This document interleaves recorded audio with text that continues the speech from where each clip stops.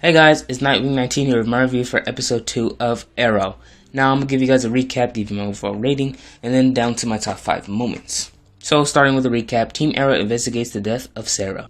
Lance tells the Arrow about a new archer who's killing businessmen. Oliver believes that the new archer is the one who killed Sara, and has asked Diggle to use Argus's databases to find the identity of the archer, a man named Simon LaCroix who goes by the code name Komodo.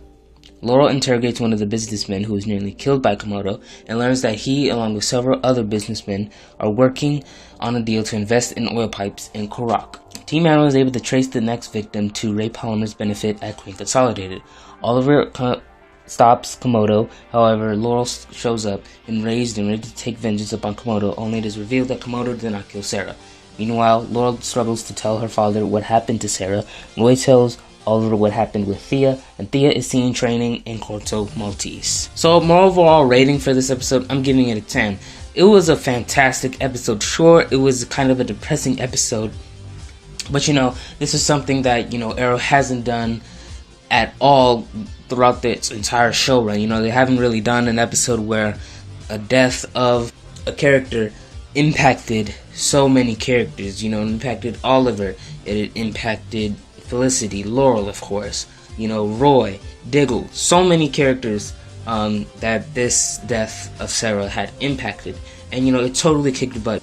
So with Sara's death, I'm thinking that because they didn't catch the culprit, who had killed the person who had killed Sara in this episode, this is gonna be something that carries on throughout the next episodes. I feel that they're gonna catch the murderer of Sara in episode 6, which is titled Guilty. So that kind of brings on some sort of idea that they find this person guilty for killing Sara Lance. And there hasn't been much detail released on this particular episode. No information whatsoever. The villain is going to appear in this episode, nothing. It's been a very quiet episode that the producers have been keeping very quiet about. So this could be the episode where they find the culprit. And before I forget, the executive producer said that Katie Lotz has 3 appearances this season of Arrow. We already seen her in episode 1. Episode 2, she was pretty much playing a corpse, so we still have one more episode of seeing Katie Lotz, and that's most likely going to be in a flashback. They were saying that they had wanted to do a flashback episode where we see Sara, joining the League of Assassins. So, I feel like that is going to be something that is explored in maybe episode 4. I'm not pretty sure, because this is coming in, and the death of Sara is pretty much gonna bring back memories like the first time she had ever met her, and we're gonna see Sara being brought into the League of Assassins. So I'm really looking forward to seeing that particular flashback scene in episode 4. But besides from episode 6 and besides from Sara's death, I'm really looking forward to Laurel's story arc this season. It's going to be fantastic, amazing, great journey that Laurel is going to go through this season. The scenes that she's going to have in this season. I mean, we saw the scenes that in this episode, and they were just amazing. She nearly killed Komodo if it wasn't for Oliver, taking the bullets out of the gun. And I just really can't wait to see more of Laurel this season. Katie Cassidy is just an amazing actor. I didn't find Laurel that interesting in season 1. I didn't find her much interesting in season 2. She was important, but not that important to the storyline. At least, she had her own kind of storyline that was straying away from the major storyline. But now her storyline is connected to the main storyline of the season, and I feel like her journey this season is going to be amazing. She was already being fitted, Katie Cassidy, she's been already fitted for a mask. The photo was taken after episode 2 had aired, so this is possibly when the mid-season finale was being filmed. So we're probably going to see Laurel, with a mask and, in her canary suit, probably beyond the mid-season finale. So sometime between January and May, which the final episodes of the season airs. But, I'm not expecting Laurel to become the Black Canary right away. We still need, more story behind her journey. It took Roy the whole season to become the arsenal, but Laurel's getting sort of a head start. Roy took that call to action of being a hero, pretty much in season 1, but like his major story arc began in the mid-season finale of season 2 when he got injected with the Mirakuru, taking up a longer time up until the season finale. So Laurel starting off in this episode 2, she's probably going to be become the Black Canary in the later episodes, sometime in 2015 when the later episodes of the season airs. So I'm just really excited for Laurel's story arc, and I'm really excited for finding out who had killed Sara. Oliver had said that the League of Assassins doesn't kill any of their own members, but I feel like that's not the case right now. But it's just a really mysterious, this big mystery that's overlooming this season, and it's just going to be really great. I can't wait till we find out who had killed Sara. It's going to be a major plot twist. I can just already feel it.